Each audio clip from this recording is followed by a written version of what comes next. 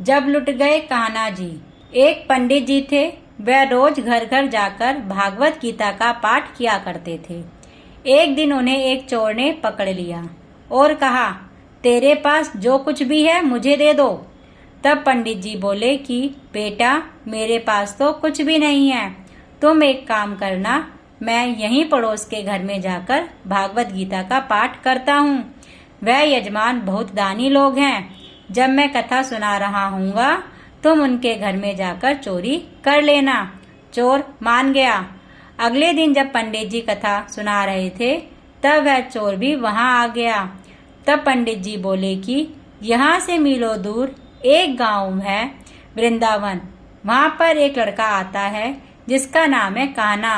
वह हीरो जवाहरातों से लदा रहता है, अगर कोई लूटना चाहता है तो उसको लूटो। वह रोज रात को उस पीपल के पेड़ के नीचे आता है जिसके आसपास बहुत सी झाड़ियां हैं। चोर ने यह सुना और खुशी खुशी वहां से चला गया। चोर अपने घर गया और अपनी बीवी से बोला, आज मैं एक कान्हा नाम के बच्चे को लूटने जा रहा हूँ, मुझे रास्ते में खाने के लिए कुछ बांध दो। पत्नी ने कुछ सत्तू उसको दे दिया और कहा, बस यही है और कुछ भी नहीं है। चोर वहां से यह संकल्प लेकर चला कि अब तो मैं उस कान्हा को लूट के ही आऊंगा। वह पैदल ही पैदल टूटे चप्पल से ही वहां से चल पड़ा। रास्ते में कान्हा का नाम लेते हुए वह अगले दिन शाम को वृंदावन पहुंच गया, जो जगह उसे पंडित जी ने बताई थी। अब वहां पहुंचकर उसने सोचा कि अगर मैं यहीं सामने खड़ा हो गया तो बच्चा मुझे देखकर भाग जाएगा, तो मेरा यहाँ आना बेकार हो जाएगा। इसलिए उसने सोचा कि क्यों ना पास वाली झाड़ियों में ही मैं छुप जाता हूँ।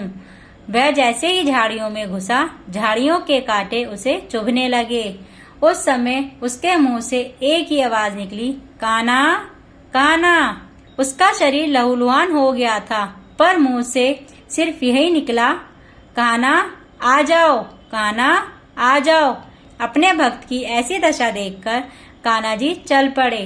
तभी रुक्मणी जी बोली कि प्रभु कहाँ जा रहे हो, वह आपको लूट लेगा। तो प्रभु बोले कि कोई बात नहीं, अपने ऐसे भक्तों के लिए तो मैं लुट जाना तो क्या, मिट जाना भी पसंद करूंगा। ठाकुर जी बच्चे का रूप बनाकर आधी रात को वहां आ गए। वह जैसे ही पेड़ के पास पहुंचे, चोर एकदम से बाहर आ गया और उन्हें पकड़कर बोला, ओ कान्हा, तूने मुझे बहुत दुखी किया है। अब ये चाकू देख रहा है ना, अब चुपचाप अपने सारे गहने मुझे दे दे। कान्हा जी ने हंसते हुए उसे सब कुछ दे दिया। चोर हंसी खुशी अगले दिन अपने गांव में वापस पहुंचा। सबसे पहले वह उसी जगह पर गया जहां पर पंडित जी कथा सुना रहे थे। जितने भी गहने थे वह चोर चोरी करके लाया था, उनका आधा हिस्सा उसने पंडित जी के चरणों में रख दिया। जब पंडित जी ने पूछा कि यह क्या है, तब उसने कहा, आपने ही तो मुझे उस कान्हा का पता दिया था, मैं उसको लूट के आया हूँ और यह आपका हिस्सा है। पंडित जी ने सुना तो उन्हें यकीन नहीं हुआ। वह बोले कि मैं तो इतने सालों से पंडिताई कर रहा हूँ, वह मुझे आज तक नहीं मिला, तो जैसे पापी को कान्हा कहाँ से मिल सकता है।